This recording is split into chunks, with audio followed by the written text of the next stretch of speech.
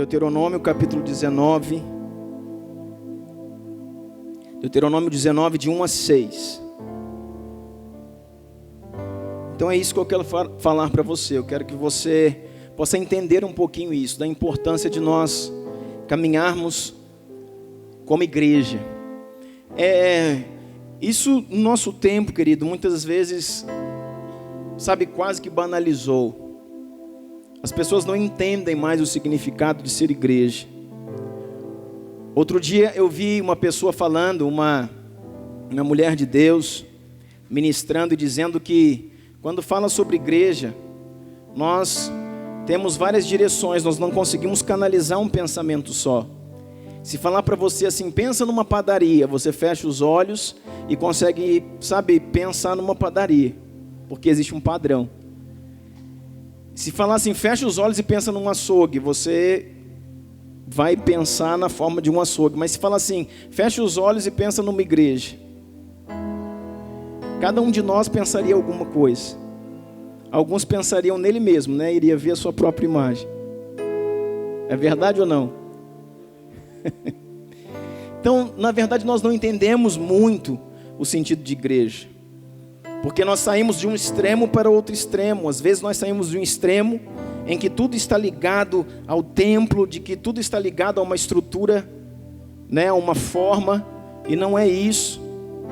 Mas nós vamos a outros extremos em que tudo é igreja, em que qualquer coisa é igreja, em que nós sozinhos somos igreja, também não é verdade.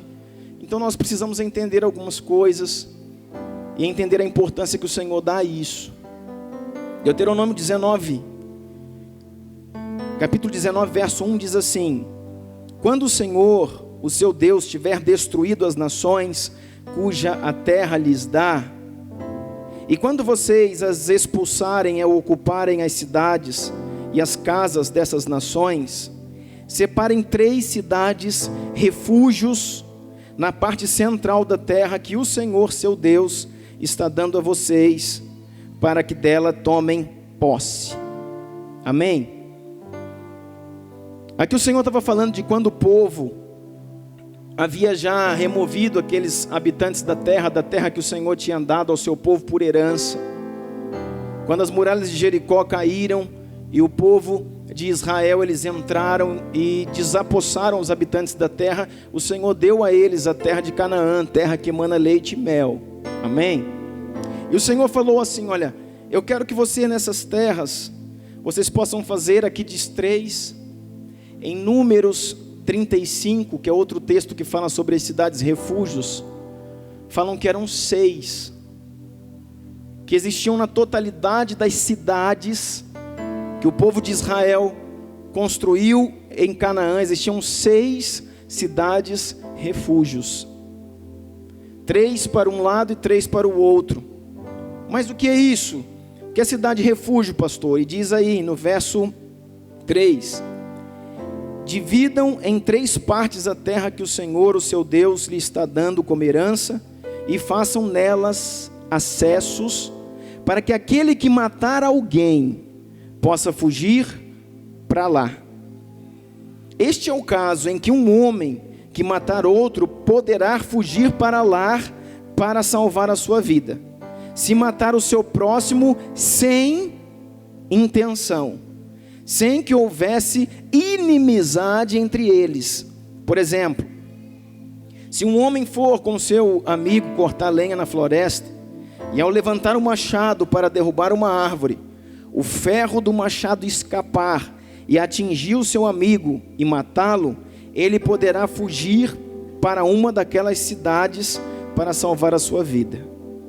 Do contrário, o vingador do sangue, ou o vingador da vítima, poderia persegui-lo enfurecido e alcançá-lo. Caso a distância fosse grande demais, poderia matá-lo, muito embora este não merecesse morrer, pois não havia inimizade entre ele e o seu próximo. Amém? Agora, olha o verso 11. Mas se alguém odiar o seu próximo e ficar à espreita dele, e atacá-lo e matá-lo, e fugir para uma dessas cidades, As autoridades da sua cidade mandarão buscá-lo na cidade de refúgio e entregarão nas mãos do vingador do sangue para que ele morra. Amém? Forte, hein? E agora? Números 35, verso 26, diz assim, Números 35, 26, se contudo o acusado sair dos limites da cidade de refúgio para onde fugiu, se contudo o acusado ele sair dos limites da cidade de refúgio para onde ele fugiu ou para onde ele se abrigou, o vingador do sangue o encontrará fora da cidade de refúgio e poderá matar o acusado sem ser culpado de assassinato. O acusado deverá permanecer em sua cidade de refúgio até a morte do sumo sacerdote. Somente depois da morte do sumo sacerdote poderá voltar à sua propriedade. Amém? Querido, nós estamos num texto em Números e Deuteronômio, fala de algo na antiga aliança, que é o apontamento profético para a igreja do Senhor Jesus hoje, que é algo que aponta, que é algo que simboliza a respeito da igreja hoje. Quando eles tomaram posse da terra, o Senhor, pensando de alguma forma em exercer a justiça e a proteger o seu povo, o próprio Deus, isso não foi ideia de homens, o próprio Deus pediu que fizessem 6 cidades refúgios. E eram cidades fortificadas, existia um muro, existia ali um portal de entrada, e que essas cidades serviam para proteger, abrigar aquele que havia cometido um assassinato, mas porém sem a culpa. E dá até aqui uma explicação. Por exemplo, diz a Bíblia, se fossem 2 amigos cortar lenha no campo, e de repente quando aquele homem levantou o seu machado para poder derrubar uma árvore, o ferro do machado escapuliu, acertou a cabeça do outro e o matou, então ele poderia fugir rapidamente para uma cidade refúgio. Naquela época não existia polícia. Naquela época não existia polícia, naquela época não existia tribunal, não existia advogados, não existia julgamentos da forma como conhecemos hoje. E naquela época era a época da lei, ou seja, olho por olho e dente por dente. Então se você foi lá e matou o filho de alguém, a família rapidamente se organizava e ia em seu encalço. E eles iam te perseguir até te encontrar, e te encontrando, já era. Era assim que funcionava. Sabe, a época da lei era você viu, olhou para alguma coisa que não deveria olhar, então você perdia os olhos. Você roubou, pegou algo que não poderia pegar, que não era seu. Você subtraiu algo que era posse de alguém, então perde a mão. Isso era a época da lei. Olho por olho, dente por dente.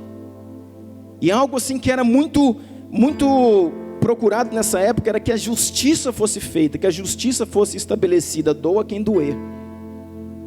Mas Deus começou a pensar dessa forma. E alguém que mata alguém, mas não tem culpa? E alguém que mata, mas matou sem querer, né? Não foi a culpa dele, é como é o homicídio culposo, né? Onde não tem dolo, não tem a intenção de matar. Ele teve culpa, mas não teve intenção. Então ele tinha uma cidade refúgio. E diz a palavra que essas cidades refúgio eram 6 cidades e foram distribuídas. Elas foram muito bem planejadas e colocadas, distribuídas no meio do povo do Senhor. Tinham estradas muito bem, muito bem preparadas para que as pessoas pudessem chegar ali, porque essas estradas eram de barro. E se você for ver na história, diz que essas estradas, se não tivessem muito bem, uma manutenção muito boa, quando chovia, empoçava. Quando não, no tempo de seca, ficava cheio de buraco. Quando não estava cheio de buraco, poderia encher de praga ou de mato. E o Senhor estabeleceu na sua lei que os caminhos para as cidades refúgios fossem caminhos muito bem mantidos, fossem das melhores estradas que tivessem, as estradas que conduziam às cidades refúgio. Tivessem placas, tivessem sinalizadores apontando. Para quê, querido? Para quê? Porque se alguém precisasse de uma cidade de refúgio com urgência, ele saberia como encontrar.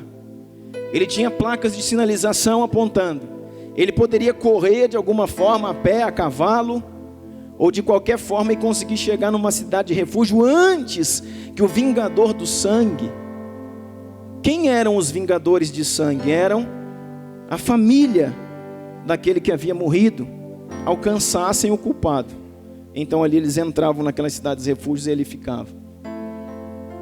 Mas diz a palavra também, a história, que ali existiam uma equipe de levitas, que era a tribo separada para o sacerdócio. E a tribo levítica, ou os sacerdotes, ou os levitas que ali estavam na cidade de refúgio, quando eles recebiam alguém, antes de colocar para dentro, eles faziam ali um inquirimento. Antes de colocar essa pessoa para dentro da cidade de refúgio, essa pessoa era questionada a respeito do que ela fez, como foi, por que aconteceu. E às vezes nesse espaço de tempo, os vingadores de sangue chegavam e já surpreendia o culpado ali, na entrada da cidade. Só que agora, na presença dos sacerdotes, os vingadores de sangue não podiam mais tocar naquela pessoa que eles julgavam ser culpado. Você está entendendo? Se você não prestar atenção, você vai voar. Quando eles chegavam ali, os vingadores de sangue, ou seja, a família, quando chegava para pegar aquele homem que eles achavam que era culpado, se ele já estivesse na presença do sacerdote levita, eles não podiam mais tocá-lo. Sabe o que é isso, irmão? Igreja. As cidades refúgio apontam profeticamente, é uma sinalização daquilo que nós vivemos hoje da igreja. De um lugar onde nós somos protegidos, abrigados. Sabe quem é aquele que está fugindo do vingador de sangue? Olha para o seu lado que você vai ver. Dá uma olhada aí que você vai encontrar ele.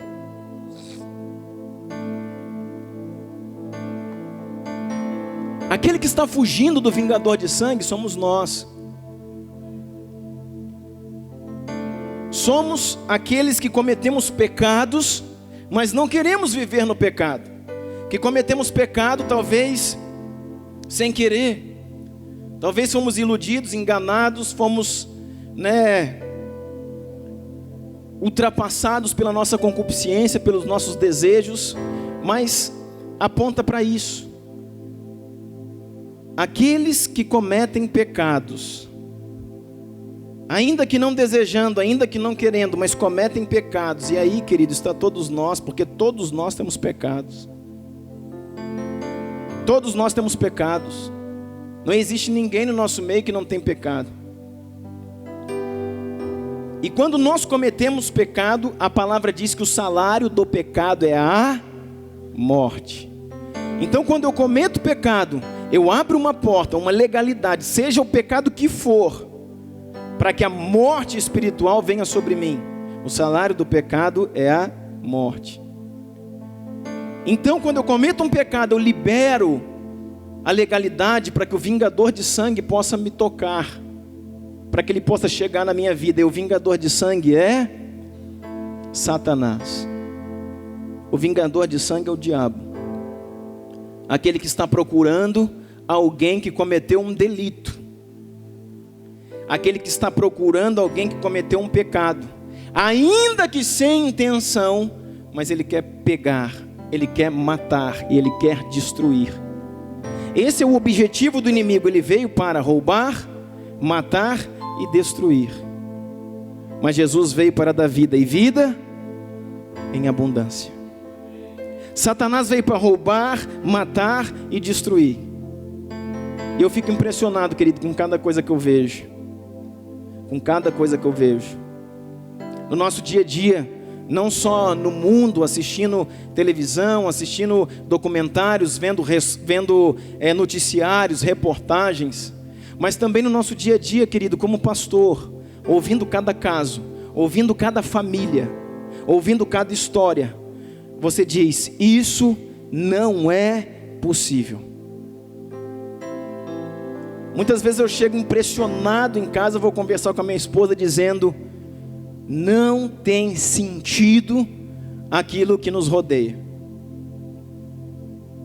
A gravidade da situação, querido, de pecado que está rodeando, que nos rodeia por todo lado. Na família, na casa, sabe, na vida das famílias. Irmãos, são coisas muito sérias e muito graves. Muitas coisas estão acontecendo, as pessoas estão plantando aquilo que colheram. Outras pessoas estão, sabe, enredadas por laços que entraram nem sabendo como, ou seja, sem culpa, vamos dizer assim, mas entraram em situações que difícil de sair, quase situações que não tem mais como sair. Na área financeira, na área afetiva, na área de casamento, na área amorosa, na área de relacionamento, cada rolo, cada enrosco, cada rojão, cada bomba, você fala: Jesus. E tem dia que eu oro, irmãos, tem dia não, todos os dias eu oro, irmãos, eu oro: Deus, tem misericórdia do fulano, Deus, tem misericórdia do ciclano, Deus, tem misericórdia do beltrano, Deus. Esses últimos dias eu orei: Deus, tem misericórdia de mim. Deus, tem misericórdia de mim, me ajuda, Deus. Me ajuda a ter forças a orar, a aconselhar, a ter sabedoria para ajudar de alguma forma. Mas eu quero te dizer, querido, não há relacionamento com Deus sem se relacionar com a igreja. Toda pessoa, querido, que se afasta da comunhão dos santos e diz: eu estou bem, é mentira. Isso não existe, é impossível. É impossível aquele que não se assenta na mesa do Senhor. É o que nós vamos fazer hoje. Não come do meu corpo, não bebe do meu sangue. A própria palavra diz: não tem parte comigo. E você já entendeu que o Senhor Jesus, Ele é o cabeça. Amém? Jesus é o cabeça de um corpo. E o seu corpo é a igreja. Agora, irmãos, vai pensando comigo aí, como é que eu me relaciono com alguém que só tem cabeça, mas não tem corpo? Você já passou, chegou em casa e falou assim, minha esposa pergunta para mim: onde você estava? Eu estava ali conversando com o braço do Dênio. Como é que é? Estava conversando com o braço do Dênio, encontrei o braço dele ali na esquina e a gente estava contando uma história para ele. Aí no outro dia eu estava ali conversando com a perna do Robin. A perna dele estava ali no supermercado, a gente ficou. Irmãos, ou você se relaciona com um todo, ou você não se relaciona. Ou mesmo que se você fosse relacionar, haverá, querido, haverá danos no seu relacionamento. Haverá limitações no seu relacionamento. Alguém que está afastado do corpo, que a gente chama de igreja, pode ter alguma ligação com Deus, é claro que pode. Mas eu quero falar para você, querido, que há danos no seu relacionamento. Que a plenitude da graça, daquilo que o Senhor tem para a sua vida, não poderá se manifestar sem o corpo, sem a igreja. Porque Ele é o cabeça, mas nós somos o corpo. Então a Bíblia vem ilustrando sobre isso a respeito, desde esse tempo, desde Números. Deuteronômio, falando das cidades refúgio. Que alguém que pecava, mesmo sem o desejo e a vontade de pecar, ele tinha um lugar que ele podia se abrigar. Ele tinha que correr, irmãos. Ele tinha que correr e buscar uma cidade refúgio. Ali, quem receberia ele na porta da cidade refúgio era um sacerdote. e o sacerdote o receberia, o sacerdote iria inquiri-lo, iria perguntar, conversar com ele, e iria colocá-lo para dentro. E a partir desse momento, o vingador do sangue, o inimigo das nossas almas, a pessoa de Satanás, bateria na porta e voltaria para trás, porque ali ele não pode entrar, ali ele não pode tocar, ali ele não pode fazer coisa nenhuma. Por quê? Porque ele foi recebido por um sacerdote e foi acolhido em uma cidade refúgio. Ele está na igreja, ele está na comunhão dos santos, ele está na comunhão do corpo. Irmãos, é claro a gente pensar que Jesus, ele vem buscar a sua igreja. E quando ele vem buscar a sua igreja, irmãos, ele não vai te buscar sozinho, querido. Ele não vai buscar A, B ou C, ele vem buscar a igreja, ele vem buscar um corpo. Amém? Ele vem buscar um conjunto.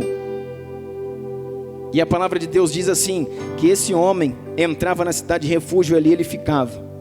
Mas diz, sabe o que? Que o vingador de sangue ficava passando na porta. Que o vingador de sangue estava louco, irmão, louco, enfurecido de ódio. A Bíblia diz isso, enfurecido de ódio para pegar ele. Aqueles que estavam ali abrigados na cidade de refúgio estavam protegidos, mas o vingador de sangue estava ao derredor, como alguém que você conhece. A palavra de Deus fala que os anjos do Senhor estão ao nosso redor. Os anjos do Senhor estão ao nosso redor, ao redor daqueles que amam ao Senhor. E a Bíblia fala que aqueles que temem ao Senhor, e a Bíblia fala que os anjos protegem, que os anjos livram. Mas diz que ao derredor existe o que? Um leão rugindo, procurando alguém para tragar. E essa é a figura do Satanás, a figura do inferno. Então o vingador de sangue, irmão, está doido, está rodando, procurando incessantemente, incansavelmente, alguém para devorar.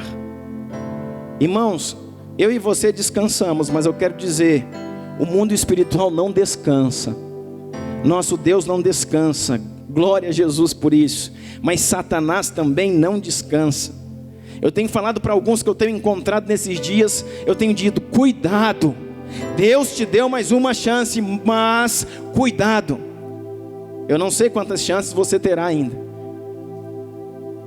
porque o inimigo nas nossas almas está rodando, como um leão rugindo, buscando quem der uma brechinha para ele entrar e devorar. Mas nós, querido, muitas vezes não entendemos sobre isso. Nós brincamos, como aquele menino lá no zoológico, que brincou com o perigo, e no momento de segundos perdeu o braço, e por muito pouco não perde a vida, porque um tigre dilacerou o seu braço.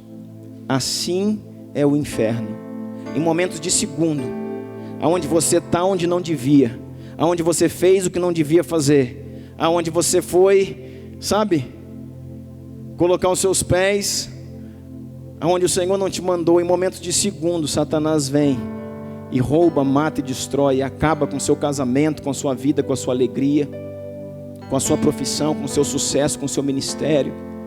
Por quê, pastor? Porque esse é o seu objetivo. E muitas vezes, querido, nós não somos focados, mas eu quero te dizer que ele é focado. Ele trabalha o tempo inteiro para roubar, matar e destruir. Então o vingador de sangue ficava. Só que ele não podia fazer, mas a gente leu aqui, olha, em Números 35, 26.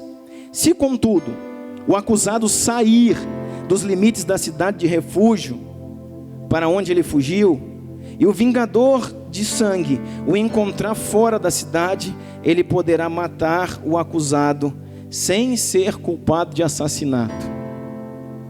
Então Deus te deu uma chance. Deus te deu um lugar de proteção, e esse lugar se chama igreja. Deus deu para você um lugar onde você pode se abrigar do mal, onde você, na comunhão dos santos. E igreja, querido, não pense que é esse prédio. Igreja é a comunhão dos santos. Quando você está no convívio reunido, você está numa igreja. Quando você está reunido num culto na sua casa, você está numa igreja. Mas você precisa estar em comunhão com os santos, e ali você está protegido. Mas quando eu saio dessa comunhão, quando eu deixo a mesa do Senhor Jesus, quando eu deixo a comunhão do corpo, irmãos, eu estou dizendo ao vingador de sangue: eu estou sem proteção, e ele vem para fazer o que precisa fazer.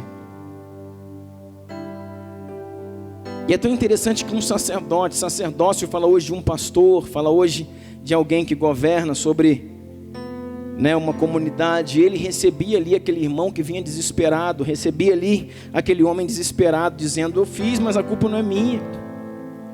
Eu fiz, mas eu me arrependi. Eu fiz, mas...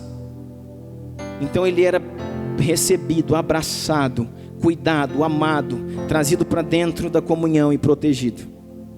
Mas ele tinha que ficar lá, irmão. Isso te diz: não saia da cidade refúgio, irmão. Não saia da comunhão dos santos. Não saia da comunhão do lugar onde Deus te colocou, para que você não seja tragado. E é algo que eu acho lindo aqui, é que diz que ele tinha que ficar ali até a morte do sumo sacerdote. Existia naquele tempo um sumo sacerdote, existiam vários sacerdotes, porém sumo sacerdote só tinha um. E aquele sumo sacerdote, ele era o sumo sacerdote de Israel até que ele morresse e outro entrasse no lugar dele. Então às vezes ele era sumo sacerdote por 30 anos, por 40, por 50, e a pessoa tinha que ficar.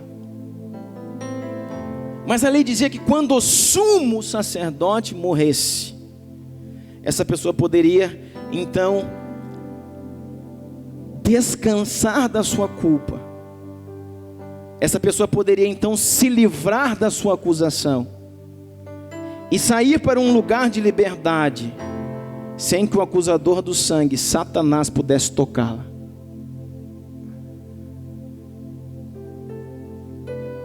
E a Bíblia fala que existe um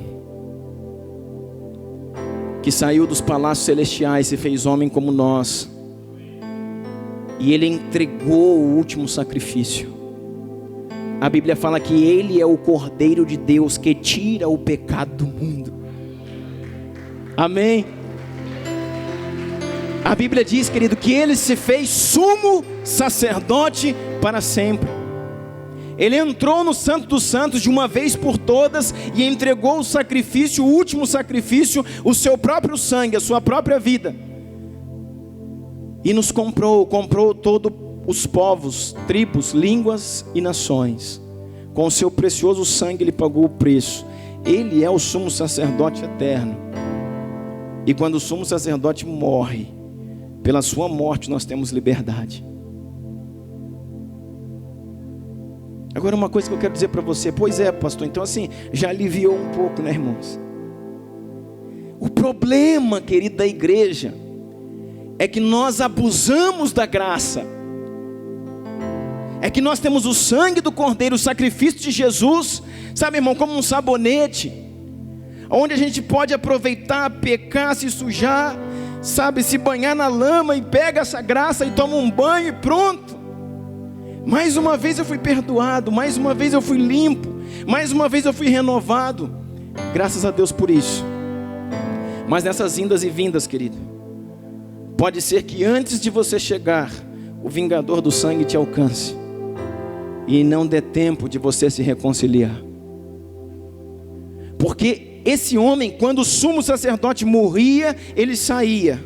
E ele estava livre, pronto. Ele podia assumir a sua função, o seu trabalho, a sua família, até os seus bens. Sendo que aquela família que perseguia ele, os vingadores de sangue, não podiam mais tocá-lo. Ele estava livre. Porém, se ele cometesse outro pecado, ou outro homicídio, aí ele teria que voltar de novo. E é por isso que eu e você não podemos sair nunca da cidade de refúgio. Porque todas as vezes que nós saímos, mais um dia, mais meia hora, mais 10 segundos, você cometeu mais um pecado, e o vingador do sangue está à sua porta.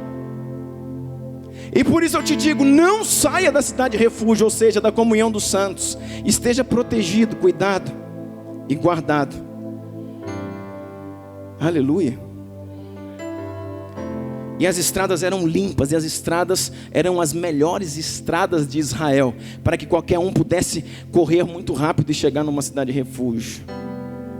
Sabe, querido, existe um caminho, e esse caminho ele é perfeito. Ele é o caminho, a verdade e a vida.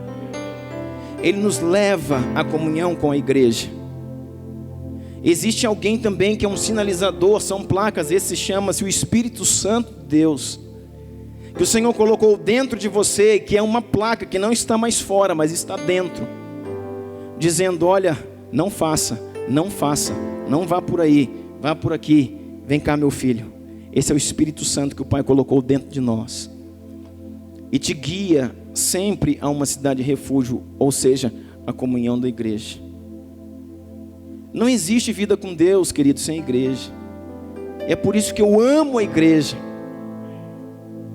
com suas dificuldades, com seus problemas, com suas mazelas, sabe, com aquilo que existe na vida de cada irmão. Eu amo a igreja, sabe por quê? Porque ela me protege. Eu quero dizer para você, querido, todas as vezes que nós abrimos a nossa boca para falar contra a igreja, nós estamos falando não contra uma aglomeração de pessoas, mas contra a esposa do Cordeiro. Eu sempre digo, podem falar de mim, irmãos, falem de mim, não tem problema. Falem de mim, não tem problema. Irmão, não tem problema mesmo. Eu tenho aprendido a cada dia, sabe, a renunciar, a permitir que Deus seja o meu juiz.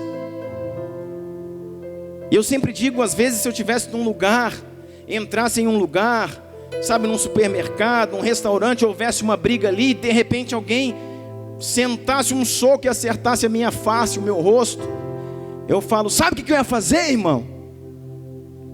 Nada. Ia virar as costas e sair rapidinho dali. Porque, irmãos, eu não vou me degladiar, pagar na mesma moeda. Mas eu digo, querido, se eu tivesse com a minha esposa nesse mesmo supermercado e alguém desse um soco e acertasse bem nela, aí, irmão, a gente ia deixar de ser crente por alguns minutos. A gente ia deixar de ser pastor por alguns minutos, infelizmente. Eu estou orando para que não seja assim, mas acho que ainda é. Porque é a sua noiva, a sua esposa, aquela que o Senhor te deu. Sabe, querido, a igreja exatamente é a esposa do Cordeiro. E quando ferimos a igreja, tocamos na igreja, difamamos a igreja, nos levantamos como igreja, estamos falando contra a esposa do Cordeiro. E Jesus se levanta dizendo: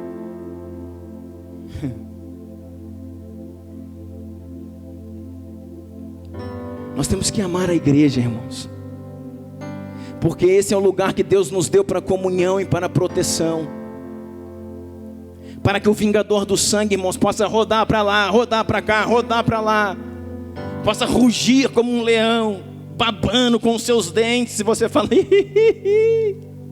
estou bem protegido, eu estou na comunhão, hoje é Santa Ceia, bichão, sai para lá. Estou na comunhão do corpo, do sangue, estou junto, estou dentro aqui, ó. Estou junto com meus irmãos, eu sou igreja. Estou na cidade refúgio, você não pode me tocar. Você não tem autoridade, não tem legalidade para me tocar, porque estou na cidade refúgio. Amém? Existe algo, querido. Abra comigo Salmos, por favor. Livro de Salmo.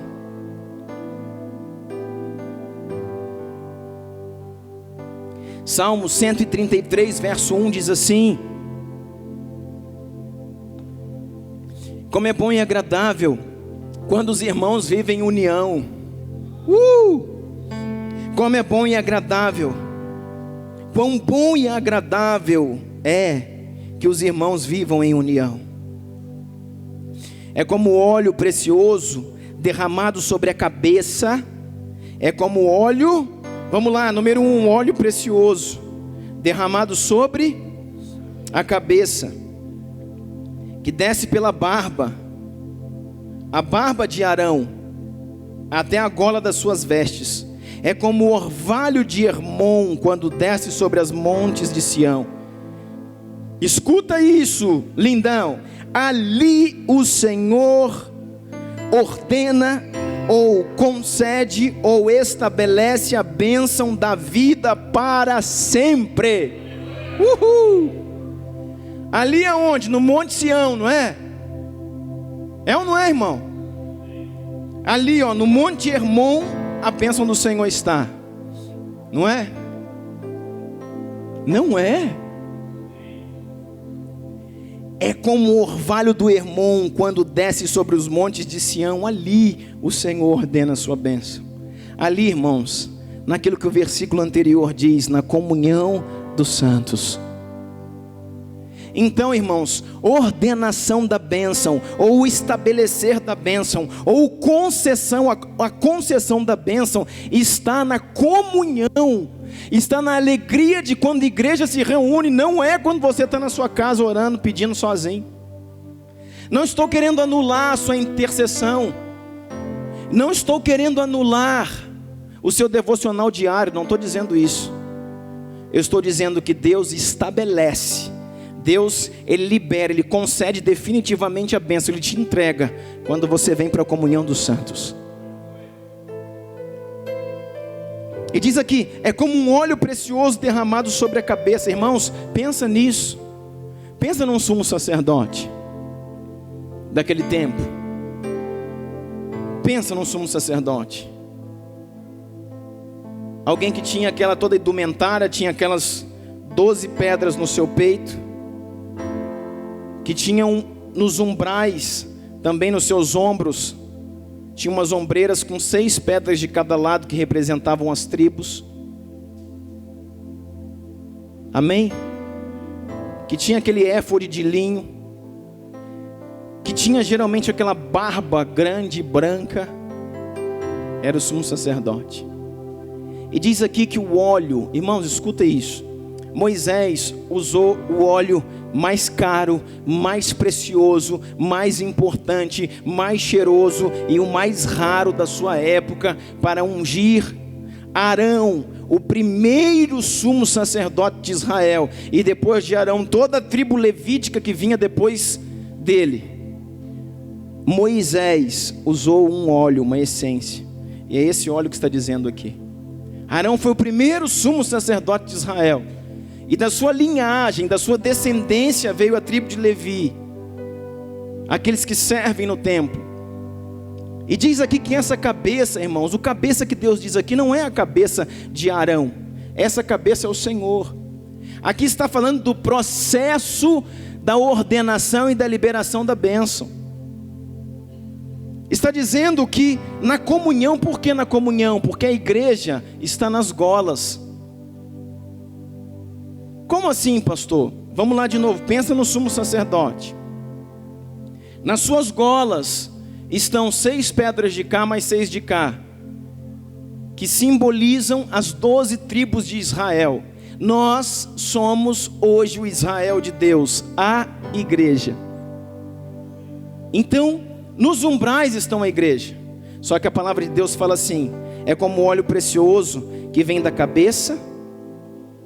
Essa cabeça é Cristo, e é de Cristo que vem o óleo, e esse óleo fala da unção, amém?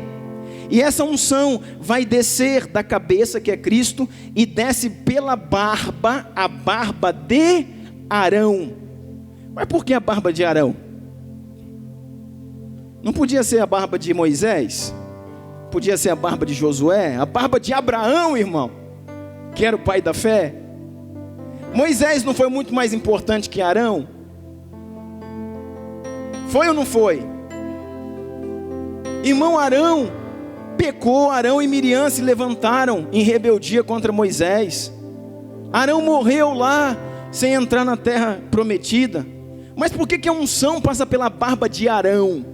Porque isso aqui está simbolizando profeticamente, irmãos, sacerdócio. Arão foi o primeiro sumo sacerdote. E depois dele, da sua descendência ou da sua linhagem, vêm os sacerdotes. Hoje, pastores, líderes espirituais que dirigem uma comunidade. Então, a unção vem do cabeça, Cristo. O óleo desce do cabeça, passa pela barba. Que barba que é essa? Barba de Arão. Quem é a barba de Arão? Diga sacerdócio. Diga cobertura. Diga paternidade. E da barba chega nas golas, ou seja, na igreja. Eu quero dizer para você, querido, e eu tenho aprendido isso. Todo homem precisa de um sacerdote sobre si. Todo homem, sem exceção, seja ele bispo, apóstolo, pastor, querubim, semideus, todo homem precisa de uma cobertura, de um sacerdote, de um profeta sobre a sua vida. E entre eu, entre você, entre nós, entre a igreja, você está aqui na gola, e o cabeça que é Jesus, não, eu falo com Deus. Mas a Bíblia fala que existe uma barba, que a unção precisa passar pelo cabeça, passar pela barba, até chegar nas golas, que é a igreja. E essa barba fala de um homem, de um sacerdote, um homem na terra, um sacerdote. Amém? Irmãos, isso é igreja. É quando nós começamos a entender o nosso lugar no corpo. Querido, eu tenho tido muitos testemunhos esses dias, graças a Deus, de pessoas que têm entendido isso. Sabe, nós conseguimos detectar alguns problemas por pessoas que ainda têm dificuldade, foram feridos com a igreja, foram decepcionados com a igreja, foram feridos com seus líderes, e ainda hoje não conseguiram superar tudo isso, e por isso ainda caminham numa série de dificuldades. Mas existem pessoas que estão encontrando o seu lugar no corpo, na comunhão, o seu lugar nos ombros, bem debaixo da barba, e recebendo um depósito de óleo para se mover nesse tempo. Recebendo um depósito de óleo, de unção, que está vindo do cabeça Cristo, que está passando pelo sacerdote, por aquele que o Senhor levantou como Pai sobre a sua vida nesse tempo, e estão se movendo em graça, em autoridade, em prosperidade, estão vencendo, irmãos, porque basta entendermos aquilo que Deus está fazendo. Tiago capítulo 5, verso 14, diz assim: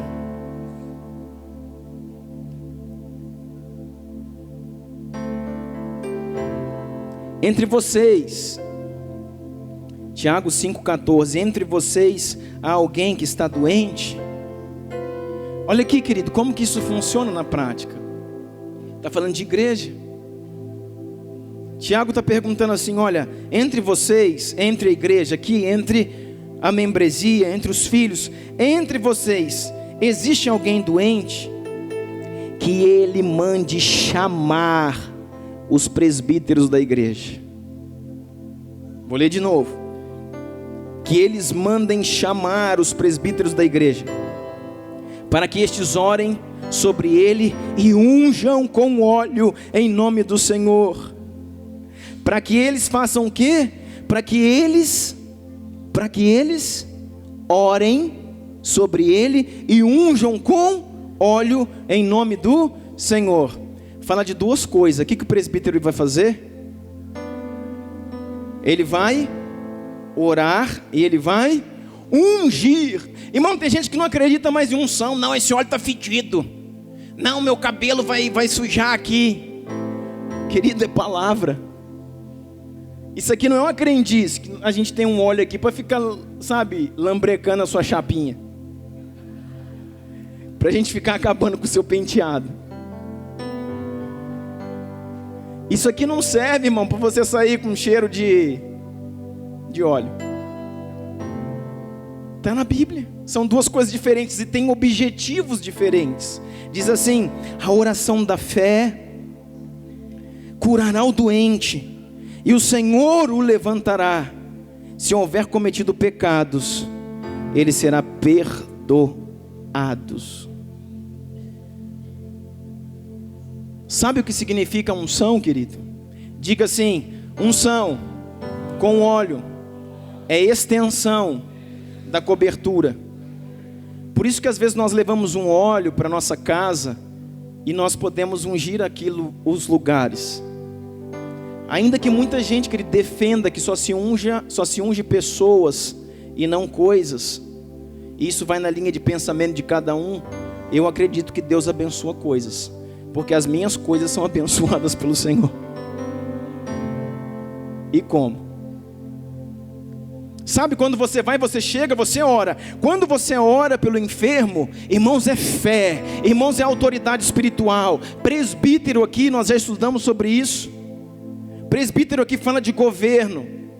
Quando vem o presbítero ou o ancião, que aqui não está falando de um velhinho, está falando de um governo na igreja.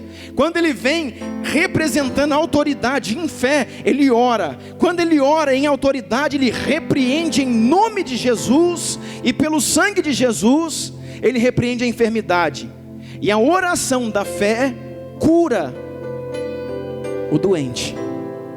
Não é unção, a oração curou o doente. Só que aqui está se subentendendo que se ele está doente e mandou chamar um presbítero, é porque ele não pode vir à igreja. E se ele está impossibilitado e não pode, então vem a unção. Quando a unção vem sobre ele, está dizendo: esse óleo representa a cobertura sacerdotal, é a barba sobre a sua vida. Esse óleo é a extensão da cobertura. Vocês estão aqui, nós estamos aqui recebendo a graça, recebendo a bênção. Nós estamos aqui, sabe, compartilhando do pão. Então, irmão, você vai sair daqui hoje abençoado. Existe um nível de graça e de unção sendo liberado para a sua vida hoje.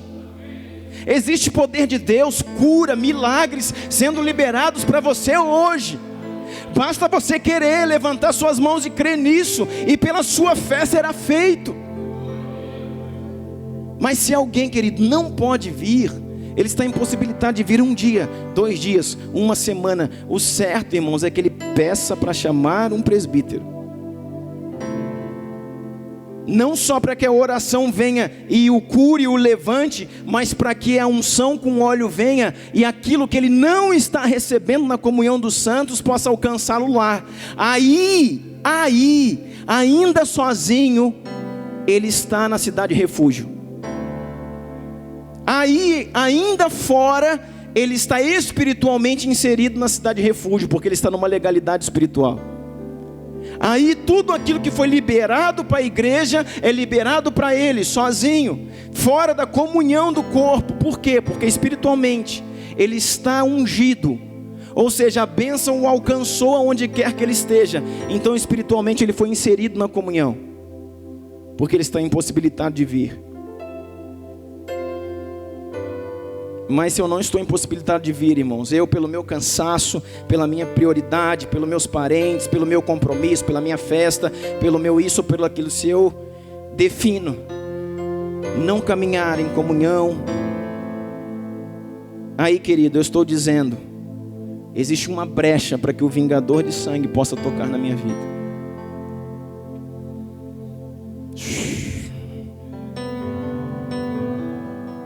E o interessante que diz aqui, querido, olha, deixa eu falar para você, está alguém enfermo, está alguém, mande chamar, a Bíblia diz isso.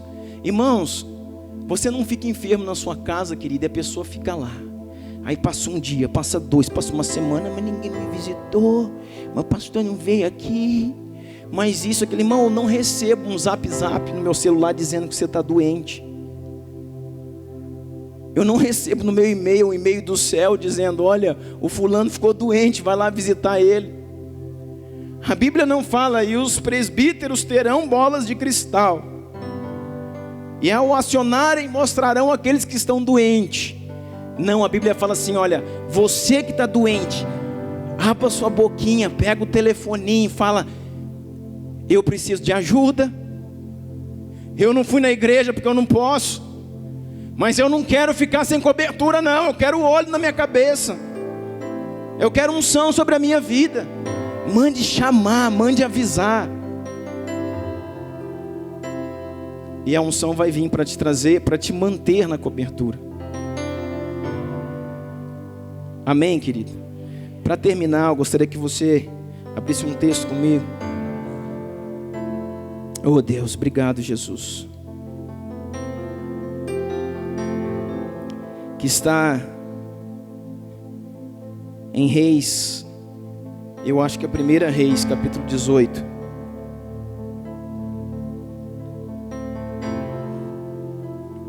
Vê aí, se não for primeira, é segunda.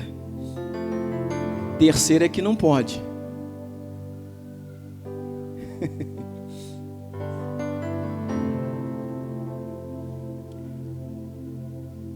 Primeira Reis 18, 45 diz assim: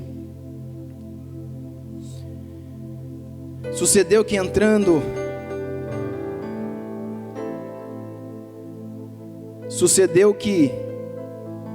entretanto, os céus se enegreceram com nuvens e ventos.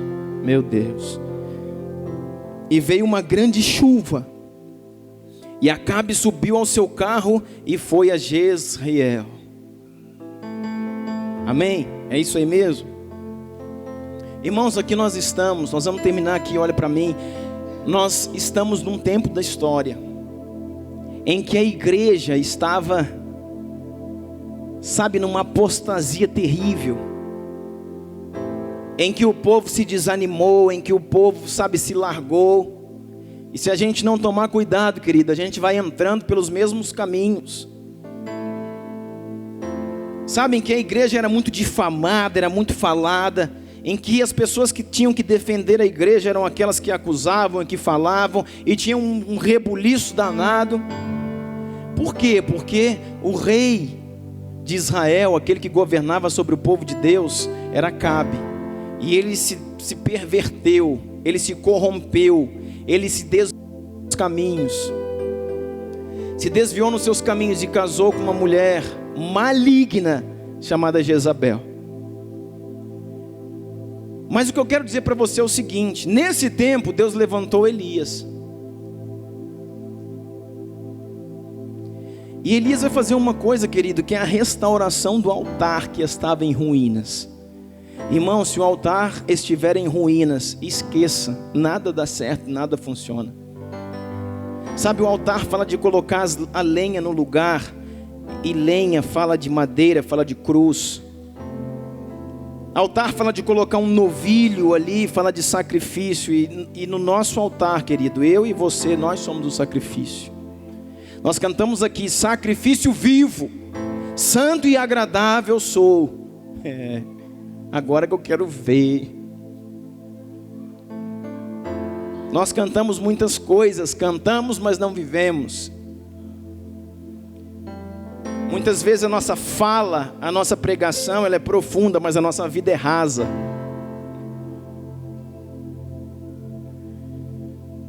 E Elias, ele começou essa restauração, o estabelecer que Israel precisava, e fez ali, recuperou, restaurou o altar. Veio fogo do céu, caiu fogo do céu, o Senhor aprovou o altar e começou a restauração sobre a igreja, sobre Israel. Há 3 anos e meio não chovia. Falta de chuva fala de escassez, falta de chuva fala de dificuldades em todas as áreas, fala de falta de colheita, fala de escassez financeira. Há 3 anos e meio não chovia na terra. E diz que a partir do momento que o altar foi restaurado, as chuvas do Senhor começaram a ser liberadas. Você está entendendo isso? E é preciso restauração de altar. Isso fala de um altar interior, isso fala do nosso testemunho. Isso fala da nossa vida, querido. Nós temos que restaurar as coisas com Deus no nosso ser, para que as chuvas comecem a ser liberadas. E para isso precisa de muito renúncia. Precisa de pegar, por exemplo, água, como o Senhor pediu a Elias, para que pegasse os cântaros e derramassem ali, sendo que não tinha água em lugar nenhum. Agora pegar cântaros cheios de água e começar a derramar, sendo que não tinha água. Que desperdício que é esse? É preciso acreditar e saber que aquilo que parece que vai faltar para você, querido, seja tempo, seja dinheiro, seja forças, seja ânimo, fala, não, parece que vai faltar, mas eu vou ser fiel ao Senhor, eu vou empenhar minha força, empenhar o meu recurso, empenhar o meu tempo na restauração do meu altar, porque depois disso haverá chuva sobre a minha vida, aleluia, haverá chuva sobre a minha casa, haverão chuvas sobre o meu ser, eu vou empenhar. Parece que é o que me resta. Sabe aquele desespero, querido, que você tem, às vezes no tempo, às vezes o seu último fio de forças, mas eu estou a ponto de morrer, eu estou muito cansado, mas não tem problema, eu vou perseverar. Sabe, se eu for contar, sabe, as minhas finanças, eu vou deixar de ser fiel, sabe, eu vou deixar de servir como eu preciso, mas não tem problema, eu não vou me sujeitar a isso, eu vou ser fiel ao Senhor, com o último fio de esperança, com o último fio de força física, com o último fio de saúde, com o último fio de dinheiro, eu vou ser fiel na restauração do meu altar interior, porque depois disso, e só depois disso, as chuvas começarão a vir sobre mim. Querido, é desafio, querido. Sabe, eu prego isso para você e durante a semana Deus me pega. Aí eu vejo uns negócios, eu falo, não dá. E Deus fala, dá, é o último fio. Eu falo, amém. Dá. E aí se levantou o altar. Então depois de 3 anos e meio, aparece uma nuvem que era pequena, vem vindo de longe. Uma pequena nuvem do tamanho da mão de um homem. Sabe, era tão pequena que o moço ali de Elias não conseguia ver. Ele ia e voltava e ia. Não vejo nada. E Elias, vai de novo, olha de novo, ora mais um pouquinho, busca mais um pouquinho, espera mais um pouquinho, mas vai vir. As chuvas da restituição estão vindo. As chuvas da restauração estão vindo. E quando ele veio, agora eu vejo, mas ela é tão pequena. Tem 3 anos e meio de escassez, e a chuva que parece vir é tão pequena, do tamanho da mão de um homem. A mão, querido, dos 5 ministérios, da ação, dos dons ministeriais, que vem para restaurar a igreja, na totalidade daquilo que ela precisa. E quando se olhava era pequena, mas no momento que ela foi chegando na sua vida, ela foi se tornando grande. Aí, querido, é nesse texto que eu li para você, em 1 Reis. Elias está falando assim para Acabe, que é o rei de Israel. 1 Reis 18:45. Sucedeu, entretanto, que os céus se enegreceram, as nuvens e vento, e veio uma grande chuva. Acabe subiu no carro, subiu na sua carruagem e tocou para Jezreel. A mão do Senhor estava sobre Elias, o qual cingiu os lombos e veio correndo perante Acabe até a entrada de Jezreel. Sabe o que é isso aqui, irmãos? Quando ele viu aquela chuva chegando, Acabe falou, vai chover, e vai chover é muito. 3 anos e meio sem chover, e essa chuva agora está vindo. Por quê, irmãos? O próprio Elias tinha dito, não chove na terra até que o altar seja restaurado. O altar foi restaurado, agora Elias disse, pode vir chuva sobre a terra, e Deus só manda a chuva onde tem altar restaurado. Aí Acabe sobe na sua carruagem e vai para Jezreel. Jezreel era o lugar onde tinha o castelo, o palácio, a habitação de Jezabel. Jezabel, esposa de Acabe, estava lá em Jezreel. E ele sobe na sua carruagem que uma carruagem real tinha no mínimo 6 cavalos. Não é uma carrocinha não. 6 cavalos. E toca, e vai. E vai embora, porque ele queria chegar em Jezreel, queria chegar no seu palácio e contar tudo que tinha acontecido para Jezabel. Dizer, olha, um louco lá, sabe aquele Elias? Ele destruiu 400 profetas de Baal e 350 de Azera. E não só isso, antes disso ele restaurou o altar. O Senhor mandou fogo do céu, e depois do fogo do céu vem a chuva. Você está pensando que é brincadeira? É muita coisa, irmão. Esse Deus é muito bom. E ele queria chegar para contar para ela. E ele foi embora. Mas Elias está lá. E Elias está lá no monte esperando cair as chuvas. E o Senhor chega para Elias e fala, Elias, vá para Jezreel. Aí Elias, está bom, Senhor, eu vou. Cadê minha carruagem? Cadê meu cavalo? O Senhor falou, vai a pé. Vai a pé. Corre. Cinge os lombos e corre. Porque eu preciso que você chegue em Jezreel antes de Acabe.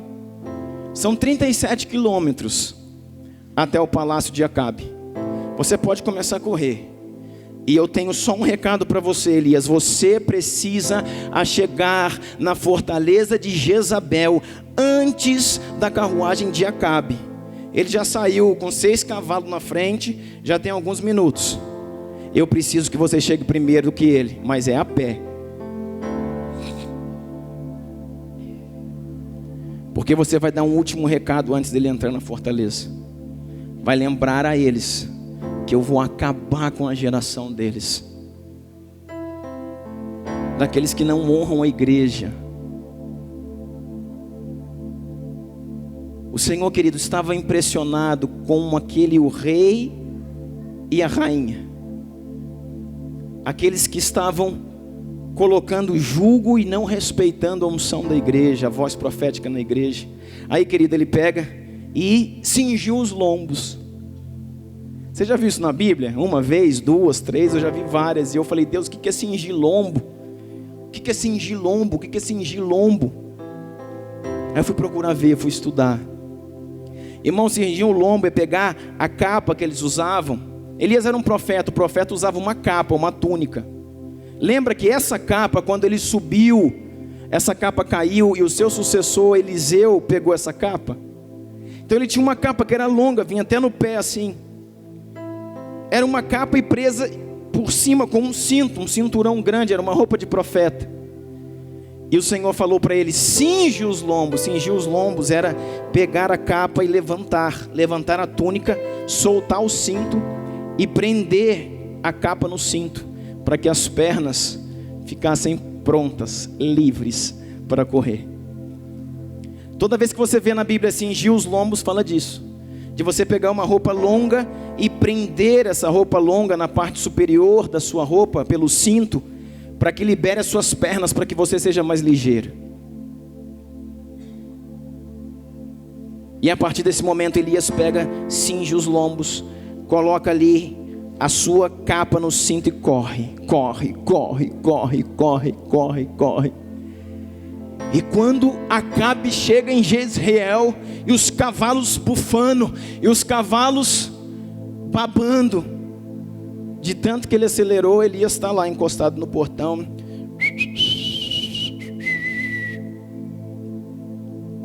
Está na Bíblia, irmão. Elias chegou primeiro. A palavra de Deus diz que a mão de Deus era com ele, e que o levou a correr mais rápido do que cavalos. Eu vou terminar com isso aqui para você guardar no seu coração. Deus está liberando essa unção sobre alguns homens nesse tempo. E não são todos os homens, escute isso, tá? Não são todos os homens, não. Quando eu digo homens, mulheres, Deus está liberando essa unção sobre uma porção, uma parcela da igreja. Que unção, pastor? A unção de homens que correrão mais rápido do que cavalos, que chegarão no seu destino antes dos seus inimigos, que ainda que saiam depois, vão chegar primeiro, Porque essa unção depende, querido, de você pegar a sua capa. Está aqui a interpretação profética de você pegar a sua capa. Capa sempre falou de cobertura. Capa sempre mostrou a linhagem da onde aquela pessoa vinha. Capa sempre falou de paternidade. Quem dava a capa para o filho era o pai. Quem deu a capa de José para ele? Quem deu a túnica de José para ele? Foi Jacó, que deu uma túnica colorida, que era diferente de todos os seus irmãos. E por isso os seus irmãos o odiavam e queriam matá-lo. Porque a túnica dele tinha 7 cores. E a túnica dos outros tinha uma cor só. Então, na expressão da túnica, os irmãos viam: olha, José é o filho predileto do nosso pai. Enquanto os outros irmãos tinham uma túnica de uma cor só, uma túnica comum, José tinha uma túnica real, da realeza. Porque ele seria o governador de todo o Egito.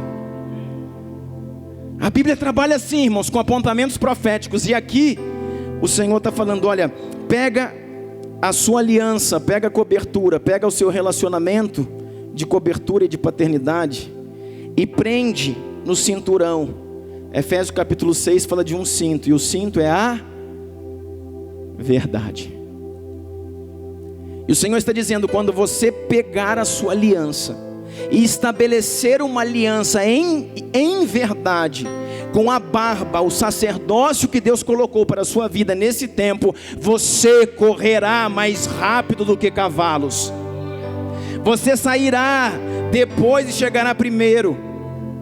Você terá uma visão ampliada e alargada, porque Deus está movendo ambientes espirituais nesse tempo e precisa de homens com esse entendimento.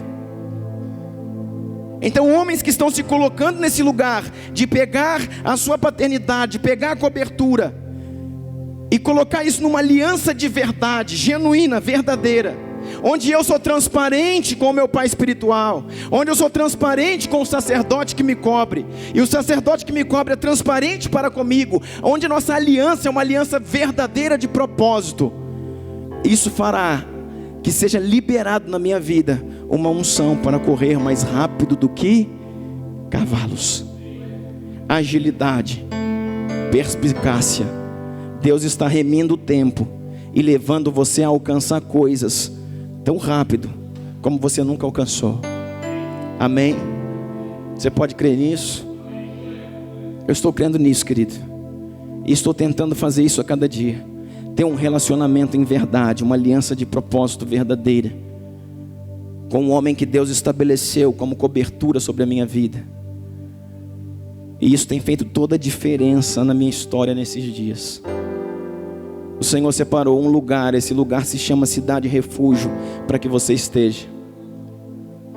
Você talvez que esteja vindo aqui hoje a primeira vez, talvez seja a segunda, você teve no domingo passado, está voltando. Deus separou um lugar para você, para que você seja protegido, para que o vingador do sangue, o inimigo das nossas almas, não toque na sua vida, para que você seja protegido, cuidado, e comece a receber e a usufruir daquilo que Deus tem para você nesse tempo.